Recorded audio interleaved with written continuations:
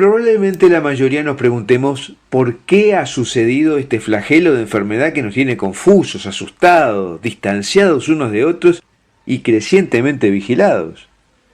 Le podemos preguntar a la Virgen María por qué ha sucedido, y veremos que su respuesta se repite una y otra vez en la mayoría absoluta de las apariciones del siglo XX y del siglo XXI. Ella nos advierte lo que debemos esperar.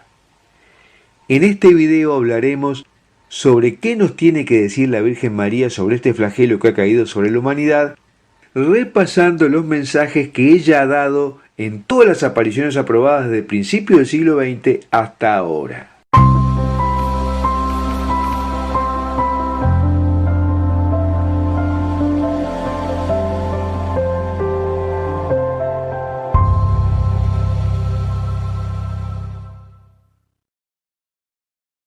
En el año 2020 la humanidad ha experimentado una epidemia que ha producido pánico, confusión, muertes, aislamiento social, disminución de la libertad como nunca había sucedido en la historia.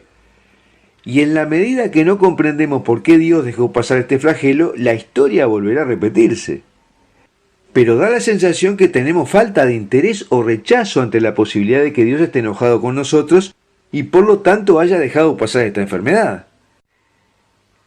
La Biblia está llena de ejemplos de la justicia retributiva de Dios ante el pecado.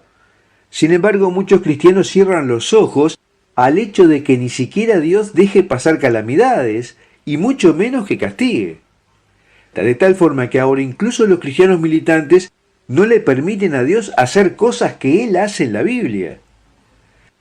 Al cerrarse a comprender el mensaje, pierden la oportunidad de saber que hay una plaga en nuestra tierra porque hemos pecado y que necesitamos arrepentirnos por violar los mandamientos de Dios que dejó estampados en la Biblia para que no vuelva a sucedernos. La Santísima Virgen ha bajado a la tierra durante el siglo XX y XXI con mucho más frecuencia que anteriormente para alertarnos de la disconformidad de Dios con lo que estamos haciendo. María habla repetidamente de una tribulación global cataclísmica si no nos arrepentimos. Recomienda rezar el rosario para aminorar la tribulación y promete su consuelo y su protección. Observemos lo que Nuestra Señora dijo en las apariciones desde el siglo XX aprobadas por la Iglesia y nos quedará claro cuál es su mensaje. En Fátima en 1917 ella dijo: cuando vean una noche iluminada por una luz desconocida, sepan que esta es la gran señal que da Dios de que está a punto de castigar al mundo por sus crímenes mediante la guerra, el hambre y persecuciones de la Iglesia y del Santo Padre.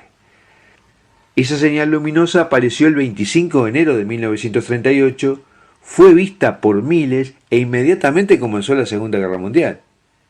La Virgen le había dicho ya a los pastorcitos que las guerras son castigos de Dios, y les mostró una imagen de ángeles prontos a crear tribulaciones en la tierra. Además, ella ofreció una solución para la mitigación del castigo que siempre es condicional. Ella dijo: es para salvar a los pecadores que Dios quiere establecer en el mundo la devoción a mi inmaculado corazón. Digan el rosario todos los días para traer la paz al mundo. Y también hizo una promesa para nuestra liberación. Dijo: al final mi corazón inmaculado triunfará. Esta será la tónica de la absoluta mayoría de los mensajes de las apariciones marianas del siglo XX y del siglo XXI. Posteriormente, antes del comienzo de la guerra, la Virgen se apareció 2 veces en Bélgica a niños a principios de la década de 1930. Una fue en Vanoo y otra en Beaurain, y su mensaje fue exclusivamente el llamado a la oración. El mismo único mensaje de la aparición Nuestra Señora de la Oración en la isla de Bouchard, en Francia, en 1947, ya en la posguerra. También en la posguerra, entre 1945 y 1959, se apareció como la Señora de todos los pueblos a Ida Pirdeman y dijo: el espíritu falso está gobernando el mundo. El paganismo moderno, el humanismo, el ateísmo, el socialismo moderno y el comunismo. El mundo se está degenerando, desastre sobre desastre. Y agregó, la oración del rosario debe ser difundida. Posteriormente en la cronología vinieron las apariciones de Garabandal en España, entre 1961 y 1965, que fueron consecuencia de que el Papa no reveló el tercer secreto de Fátima que la Virgen había pedido que se revelara en 1960. De estas apariciones no hablaremos en este video porque queremos centrarnos solo en las apariciones aprobadas, aunque debemos ser claros que Garabandal no se aprobó por el desagrado de los obispos a su contenido, y no porque hubiera errores doctrinales o no hubiera pruebas de su autenticidad. Luego vinieron las apariciones de Akita en Japón en 1973, que repiten el mismo mensaje de Fátima y de Garabandal. Estas apariciones fueron aprobadas por el obispo y la Congregación para la Doctrina de la Fe del Vaticano. Sin embargo, el obispo que le siguió le quitó la aprobación, no así el Vaticano. Nuestra Señora le dijo a la vidente Agnes Sasagawa, muchos hombres en este mundo afligen al Señor. La obra del diablo se infiltrará incluso en la iglesia. El Padre Celestial se está preparando para infligir un gran castigo a toda la humanidad. El fuego caerá del cielo y aniquilará a una gran parte de la humanidad. Recita cada día las oraciones del rosario. Solo yo puedo salvarles de las calamidades que se acercan. Luego, en 1976 y hasta 1990, se aparece Nuestra Señora Reconciliadora de todos los pueblos y naciones en Venezuela a la vidente María Esperanza de Bianchini. Ella dijo, la humanidad está navegando contra la corriente divina de la paz, el amor y la unidad fraternal. Estos son tiempos de gran calamidad para los hombres. Hija, reza el rosario. Vengo a otorgar paz al mundo y tranquilidad a la gente y a las naciones. Más tarde, en 1980, se apareció Nuestra Señora de Cuapa, en Nicaragua, al vidente Bernardo Martínez, luego sacerdote. María le dijo, dile a los creyentes y no creyentes que el mundo está amenazado por graves peligros. Le pido al Señor que apacigüe su justicia. Reza, reza, hijo mío, el rosario por todo el mundo. Soy la madre de todos ustedes, pecadores. Una madre nunca olvida a sus hijos. En 1981 comenzaron las apariciones de Medjugorje, las más importantes hasta el momento actual, y aquí no hablaremos de ellas porque no están aprobadas.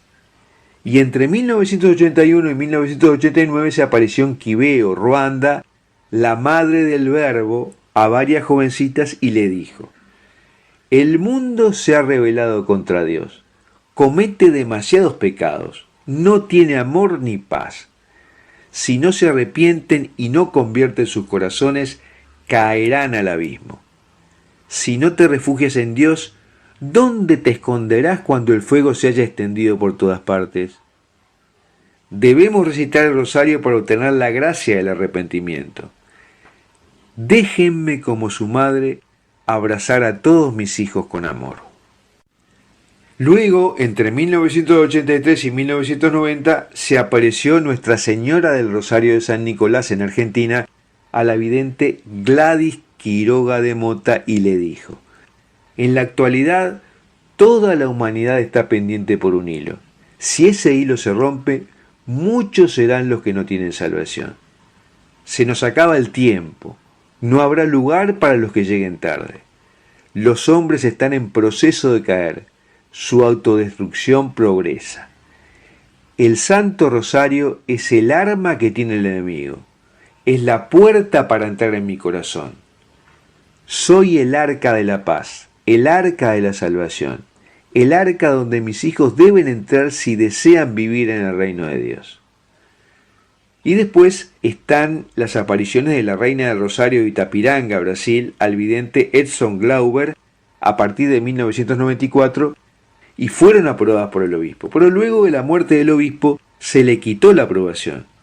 No hablaremos de ella, solo decir que su mensaje es similar al de Fátima. En resumen, En este periodo del siglo XX y siglo XXI han habido más apariciones marianas que nunca. Decenas de apariciones en todo el mundo cuya inmensa mayoría no han sido investigadas por la Iglesia.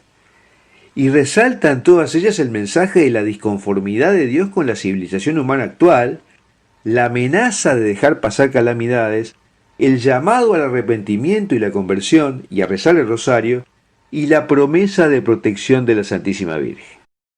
Mensaje de Nuestra Señora Reina de la Paz, transmitido el 22 de agosto de 2020. Queridos hijos, yo soy la Reina de la Paz, vine del cielo para llevarlos a mi Hijo Jesús, porque solo Él es vuestro único camino, verdad y vida. No viváis lejos de Él.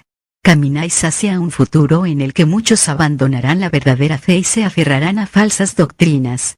Una gran confusión espiritual se esparcirá por todas partes y el dolor será grande para mis pobres hijos. Doblad vuestras rodillas en oración. Dadme vuestras manos y os llevaré a la victoria. Prestad atención. Nada está perdido. Todo en esta vida pasa, pero la gracia de Dios en vosotros será eterna. Conozco a cada uno de vosotros por vuestro nombre y rogaré a mi Jesús por vosotros. Adelante sin miedo. Quiero veros felices ya aquí en la tierra y, luego, conmigo en el cielo. Este es el mensaje que hoy os transmito en nombre de la Santísima Trinidad. Gracias por permitirme reuniros aquí una vez más. Yo os bendigo en el nombre del Padre, del Hijo y del Espíritu Santo. Amén. Quedad en paz.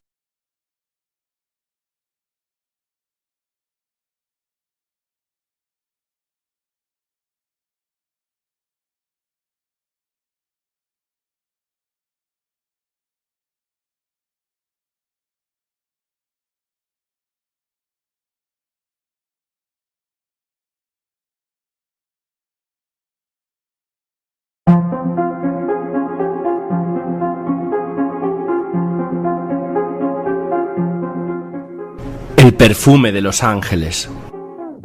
El olfato, al igual que los demás sentidos presentes en el ser humano, hace participar a la mente de toda experiencia. Cuanto olor percibe es de inmediato asociado a su posible fuente, y dependiendo si el olor es grato o desagradable, nos acerca o aleja de ella.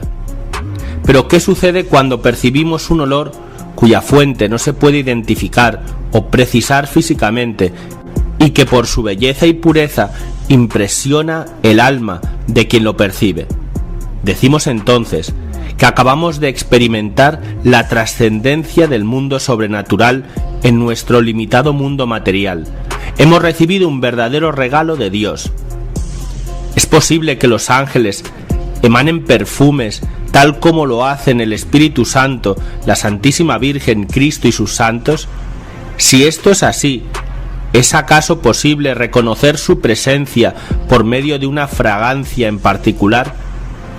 Evitando caer en cualquier referencia esotérica y de la nueva era, tan tristemente asociada con los ángeles, arcángeles y a tanto pseudo-autoproclamado angeólogo, existe en la historia de la Iglesia Católica una muy bien documentada lista de personajes que han tenido el privilegio de ser el receptáculo de estas manifestaciones divinas. El caso de Santa María Francisca y San Rafael. Sor María Francisca de las Cinco Llagas, de la Tercera Orden Franciscana, nació en Nápoles, Italia, en el año 1715. Su padre era un tejedor, hombre de terrible mal genio. La mamá era una mujer extraordinariamente piadosa, la cual antes del nacimiento de la niña, ante los tratos tan violentos de su esposo y ante el misterioso sueño que había tenido, le consultó el caso a San Francisco Jerónimo, el cual le profetizó que tendría una hija a la cual Dios le hablaría por medio de revelaciones. Cuando la mamá se murió, María Francisca se dio cuenta de que ante el temperamento tan violento de su padre, ella tenía que abandonar el hogar, y un santo sacerdote le permitió que fuera a tenderle la casa cural. Allí estuvo los últimos 38 años de su existencia, y ese tiempo le sucedieron muchos hechos misteriosos. Cuando rezaba el Vía Crucis, iba sufriendo algunos dolores parecidos a los que Jesús sufrió en el huerto de los Olivos, en la flagelación, en la coronación de espinas, al llevar la cruz a cuestas y al ser crucificado. Cada Viernes Santo entraba en agonía como si estuviera muriendo en una cruz. Y todo esto lo ofrecía por la conversión de los pecadores y el descanso de las benditas almas del purgatorio. Las gentes decían: María Francisca saca más almas del purgatorio ella sola, con sus sufrimientos, que todos nosotros con nuestras oraciones. Su condición de salud fue siempre muy precaria. En 1789 el arcángel San Rafael se le apareció y le dijo que Dios lo había enviado para curarla. Al día siguiente, de hecho, la religiosa estaba curada y había retomado sus actividades laborales. Una vez Sor María Francisca tenía hinchada una vena que le impedía hacer cualquier esfuerzo y San Rafael la curó nuevamente. Una vez, mientras el sacerdote Francesco Bianchi estaba hablando, ella olió un intenso perfume que flotaba alrededor de él. El sacerdote le preguntó a la religiosa si ella también lo advertía, y la monja respondió que el perfume provenía del arcángel Rafael, que estaba ahí presente, sin que el sacerdote Bianchi pudiera verlo. El arcángel Rafael siempre ha estado relacionado con el fuerte perfume que emana la planta llamada angélica.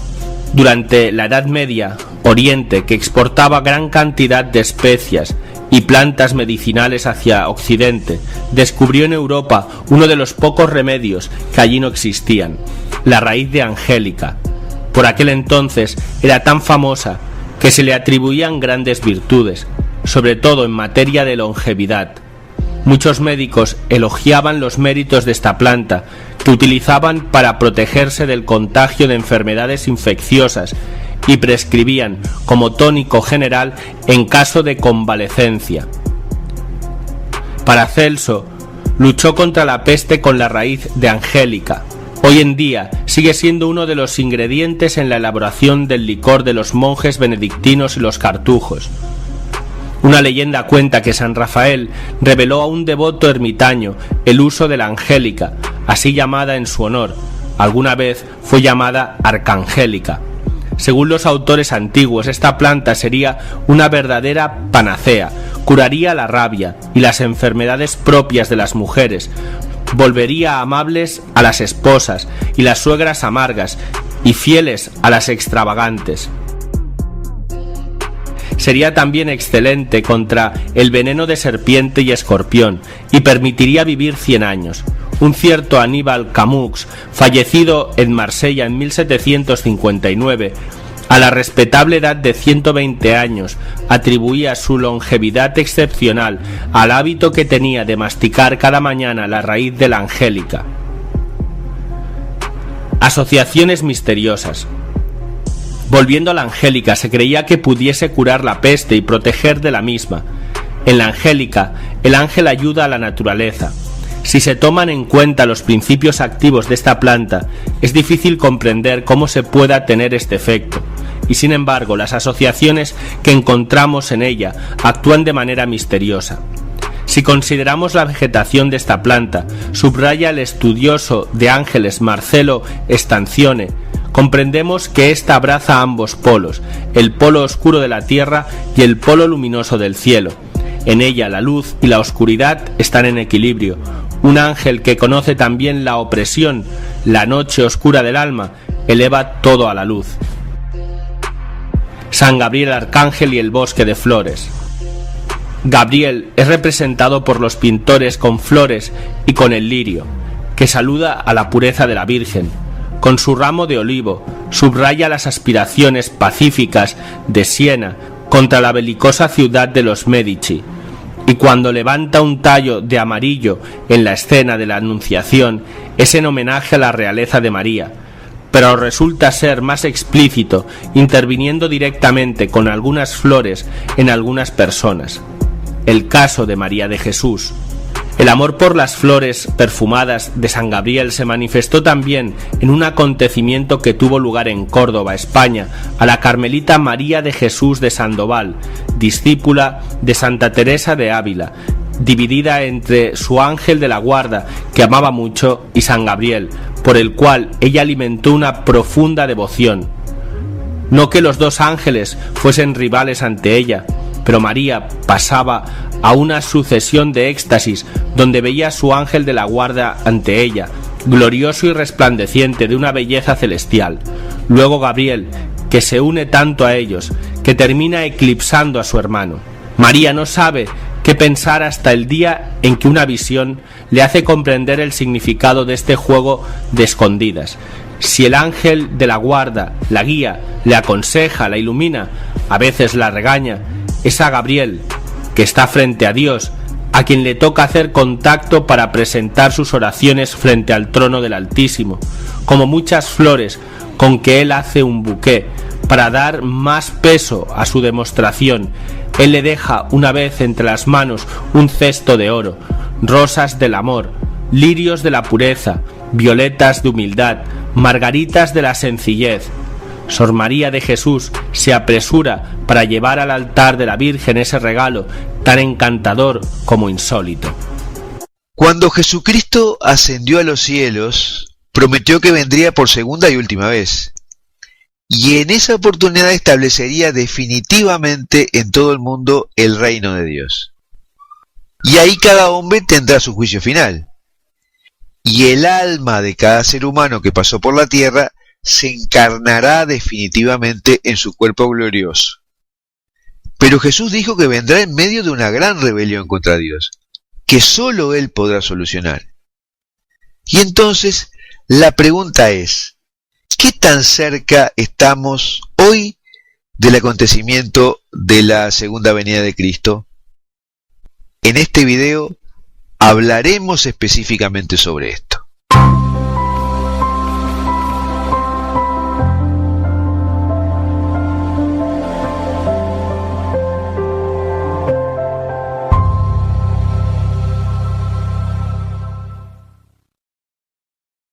Las Escrituras nos muestran el proceso que se habrá de cumplir para la segunda venida de Cristo.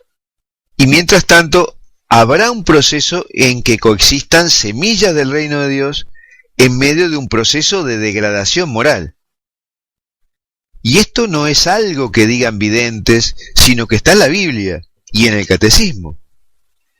La degradación se acentuará sobre el final y aparecerá físicamente la figura del anticristo. Y será necesaria la presencia física de Jesucristo para terminar con toda la degradación y provocar la nueva creación. Pero este proceso será sinuoso y no recto. En primer lugar, porque el triunfo final sobre el mal se producirá cuando todo